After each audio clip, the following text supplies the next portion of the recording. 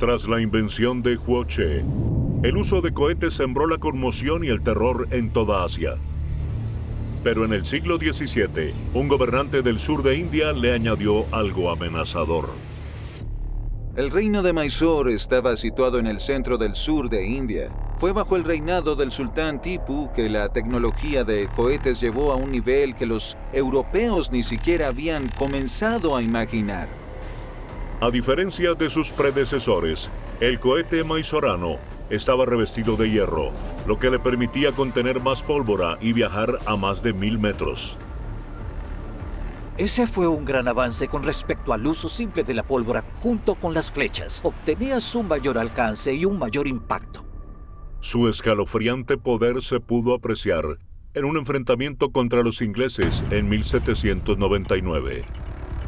En resistencia al imperio económico que se creó en India bajo la Compañía Británica de las Indias Orientales, los habitantes de Mysore se vieron involucrados en combates contra los ingleses, lo que condujo a un asedio en 1799.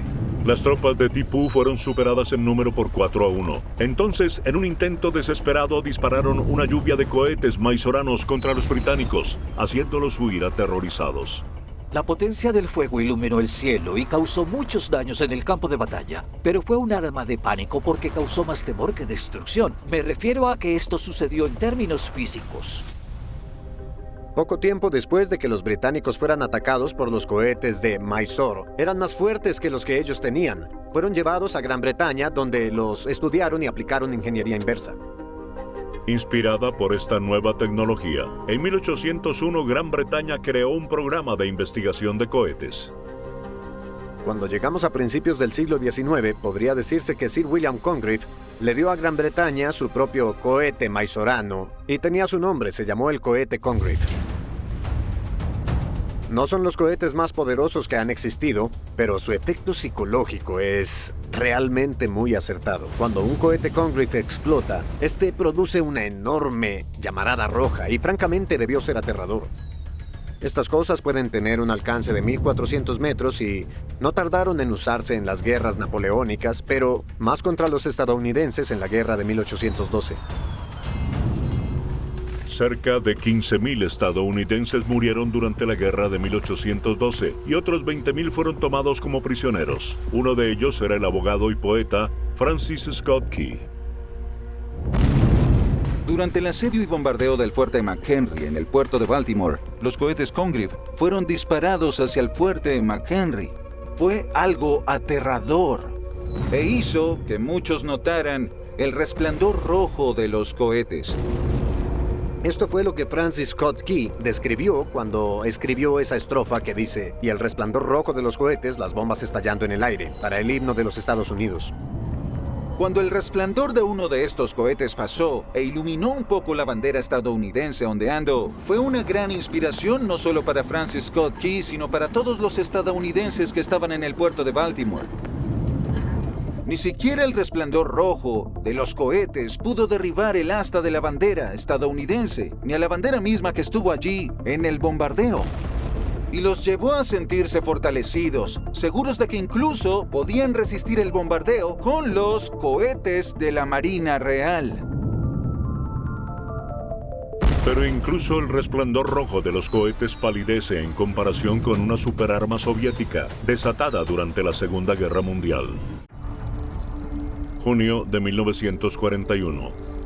Alemania se lanzó a invadir a la Unión Soviética en una ofensiva denominada Operación Barbarroja.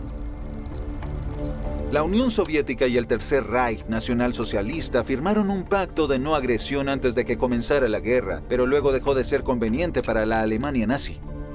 La Unión Soviética poseía los mayores recursos petroleros del mundo en ese periodo. En ese momento, Alemania se dio cuenta de que necesitaba ese petróleo para sus fines y que no lo comprarían, lo tomarían. ¿Qué podría salir mal? Al comienzo, la invasión fue un gran éxito. Los alemanes, durante el verano, cruzaron las llanuras con relativa facilidad. Pero a medida que llegaba el final del año y el clima comenzaba a empeorar, les resultó más difícil avanzar. Pero llegaron a las puertas de Moscú en diciembre de 1941. Y aproximadamente al mismo tiempo, el enemigo había reunido sus fuerzas y la Unión Soviética comenzó a contraatacar con una fuerza cada vez mayor. Atrapados en un punto muerto, imposible y con pocos suministros, los invasores nazis estaban a punto de encontrarse en la mira de una nueva y aterradora arma soviética, impactante y asombrosa: el Katyusha.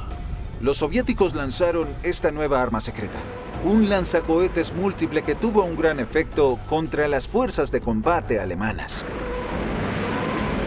Solo debías esperar que ocurriera un milagro durante el ataque y no recibir un golpe directo, porque si lo hacías, tus posibilidades de sobrevivir serían casi nulas.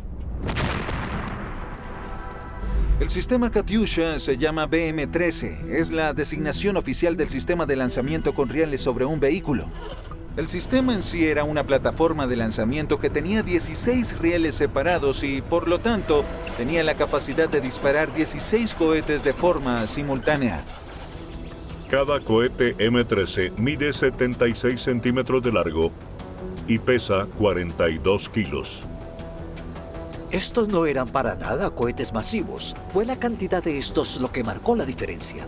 Era más una cuestión de cantidad que de calidad. El sistema Katyusha se reconoce como un arma aérea. No haces disparos precisos. Si descargas una lluvia de cohetes Katyusha en un área determinada, vas a destruirlo absolutamente todo en esa zona. Esta arma diabólica tiene una característica escalofriante adicional. El Katyusha tuvo un poderoso efecto psicológico porque el sonido se movía más rápido que el arma. Así que las personas en el lado receptor escuchaban un chillido y un zumbido y con eso sabían lo que iba a impactarlos. Podías oír esa especie de silbido y luego un chillido mientras alcanzaba el objetivo. Era algo tan aterrador que era muy difícil mantenerte firme. Si oías el chillido de un Katyusha, los veteranos más rudos se irían rápido, porque todos huían en busca de refugio. Y eso tenía un poderoso efecto intimidante contra los soldados nuevos en el campo de batalla. Los rusos les estaban dando a los alemanes un poco de su propia medicina, porque en la guerra relámpago los alemanes se habían aprovechado del terror que producían sus bombardeos en pica de estuca. Así que los rusos usaron esta práctica en su contra. Pero la apariencia del arma se prestó para un nuevo y retorcido apodo. Cuando observaron la configuración de estos tubos en la parte trasera de los camiones, mucha gente pensó que parecía un conjunto de tubos de órgano. Y con cierto humor negro, en el campo de batalla le pusieron por apodo el órgano de Stalin. El órgano de Stalin consiguió detener y asustar a los nazis, contribuyendo a la pérdida de más de 250.000 soldados de Hitler durante la batalla de Moscú. Los alemanes estaban siendo golpeados una y otra vez por los cohetes M-13 disparados por el Katyusha, y a ninguno le gustó, porque perdían.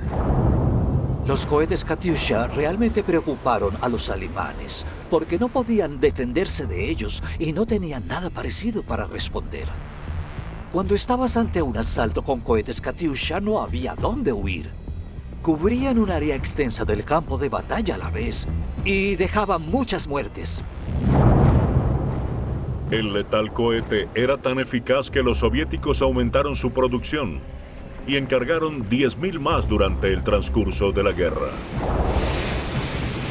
Rusia simplemente no cedería, seguía atacando y sembraban tanto miedo que casi todos los nazis huyeron al oeste, de vuelta a la frontera con Alemania, en vez de enfrentarse a los rusos con sus Katyushas en el este.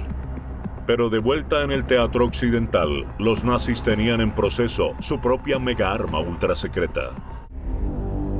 En 1941, Adolf Hitler estaba listo para responder a los disparos contra los soviéticos con una pieza de artillería verdaderamente aterradora, que había estado en proceso durante casi una década. El Eisbera Gustav